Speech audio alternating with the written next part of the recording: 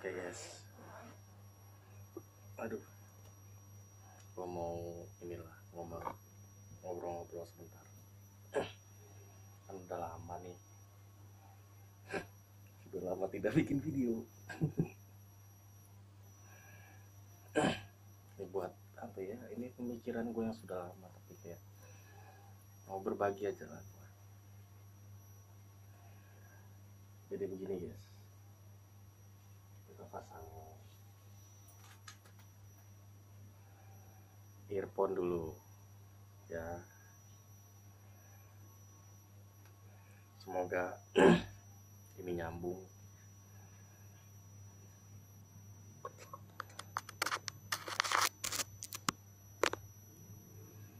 Cek 1 2 3 4.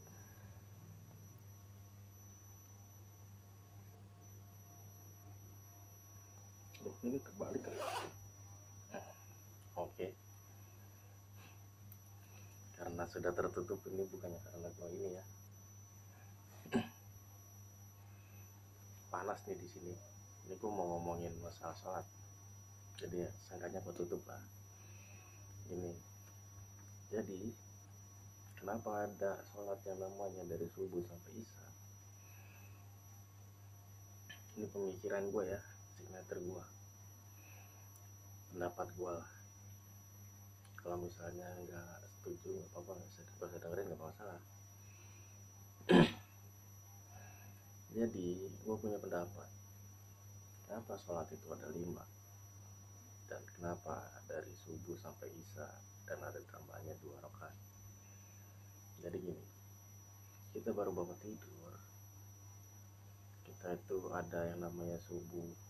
Sama yang orang baru bangun tidur kan masih capek, lelah, kayak masih lemas gitu. Setelah biar kita bisa segar, paling nggak kita harus kena air dulu lah, wudhu dulu, biar kita setelah wudhu itu kita bisa, kayaknya gue kurang sini nih, malah makin jauh lah sama Tuhan. Nah, setelah kita ambil air wudhu itu, kita akan jadi lebih segar, lebih inilah, nggak lemes-lemes banget setelah kita bangun tidur. Kita jalanin sholat subuh, kita setelah sholat subuh itu kita bisa aktivitas sarapan, entah itu siap-siap berangkat kerja. Nah, setelah kita berangkat kerja, kita kena panas, kita kena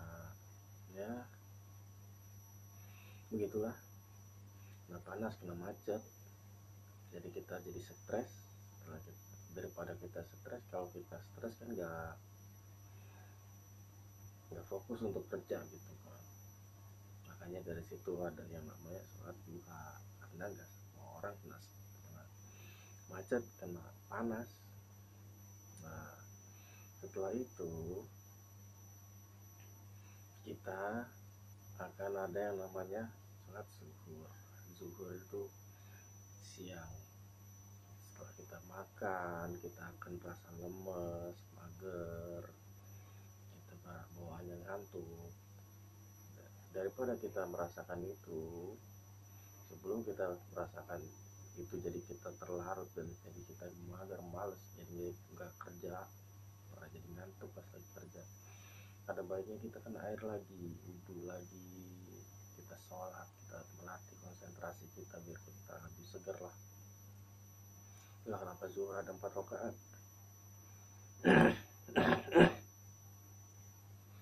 Setelah itu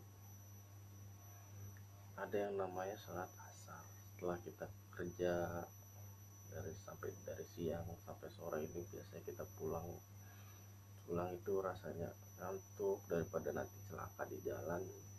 Nah, dari situlah kita harus ada yang namanya sholat asar. Setelah sholat asar itu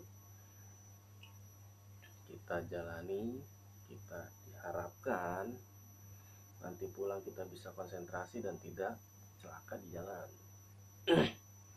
Nah, kan ada kemungkinan nih nanti sampai maghrib ini kita sampai rumah, ada baiknya kita nggak langsung masuk terus kita gimana, ada baiknya kita sholat maghrib dulu, kita sampai rumah biasanya maghrib nih ya. Itu ibaratnya dari inilah perhitungan Tuhan mungkin. Jadi maghrib sampai rumah, ada baiknya kita bersih-bersih ya, walaupun nggak bersih-bersih langsung mandi, mungkin bisalah ambil air wudhu gitu kan ya. Kalau bisa mandi silakan, tapi kalau misalnya ini ambil air wudhu lah. Kalau misalnya nggak bisa mandi, seenggaknya bersih-bersih. Setelah badan kita bersih, kita ibadah maghrib 3 rakaat, karena kita pulang lelah, mau banyak-banyak rakaatnya makin capek dong gitu kan. Kita pulang sholat gitu, setelah kita ibadah, setelah kita sembahyang, itu nanti akan ada yang namanya habis maghrib itu kadang-kadang ada yang punya acara, ada yang bagaimana kayak gimana gitu. Nah makanya adalah Isya itu kenapa panjang, karena setiap orang habis maghrib itu ada yang acaranya pendek, ada yang acaranya panjang. Untuk yang rencananya pendek mungkin bisa langsung Isyaan terus tidur, tapi kalau untuk yang rencananya panjang, acaranya panjang gitu kan, bisa kemana dulu, pergi dulu, habis itu nanti baru pulang tengah malam. Nah tengah malam itu kenapa ada Isyaan itu jadi biar kita tidurnya nyenyak, biar kita tidurnya tenang, kita itu Isyaan.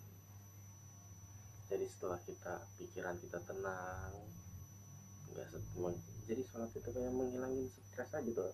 Gimana ya, hilangin stres aja sih sebenarnya Isyaan. Nah setelah kita Isyaan itu nanti selesai, kita bisa tidur dengan nyenyak. Nah itu ada namanya orang tidur, walaupun ini dalam perhitungan Tuhan ya, setelah Isyaan diharapkan biar nanti tidurnya nyenyak, tenang, bahagia, mimpi indah. Tapi yang namanya mungkin Tuhan ini perhitungannya takut meleset, makanya ada yang namanya tahajud itu misalnya ada perhitungan Tuhan yang meleset, wah tiba-tiba aduh malah mimpi buruk gitu kan, ada baiknya kita tenangkan lagi pikiran kita, hati kita dengan kita sholat tahajud. Nah itulah kenapa ada yang namanya lima waktu dan 2 waktu tambahan, karena nggak semua orang kena macet, nggak semua orang kena panas saat pagi-pagi mau berangkat kerja, nggak semua orang mimpi buruk saat malam hari. Nah itulah. Jadi kalau misalnya ada orang yang bilang, masih sholat itu apa sih? Sholat itu ya meditasi itu untuk menenangkan pikiran, menambah konsentrasi kita. Tapi kalau misalnya ya, untuk sejauh ini kayaknya belum ada yang bisa menjelaskan tentang sholat itu apa selain gua. Dan ini murni pemikiran gua ya, kalau emang lu gak suka ya nggak masalah. Ini bukannya gua kayak menyalahkan kenapa sih sholat ya, gue cuman kayak biar orang tuh ada jawaban aja.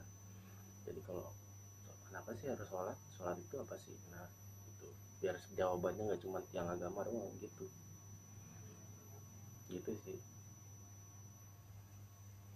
Apa sih tiang apa sih?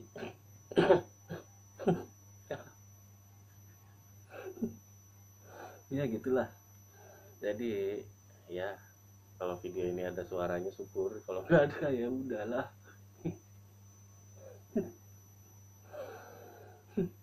Jadi gimana nih, kalian udah jadi subscriber gua dan kayaknya nggak ada video yang gua upload. Dan gue tahu video gue nggak ada yang nonton, makanya gue ya udah bikin video kayak gini lah. Gue lagi pengen bacot aja. Gue selama ini ya berpikir kayak mikirin inilah, belajar jadi filsuf, tapi filsuf yang gagal. Ya ujung-ujungnya cuma pengen bisa bacot aja dah, bacot di YouTube. Sekian, terima kasih.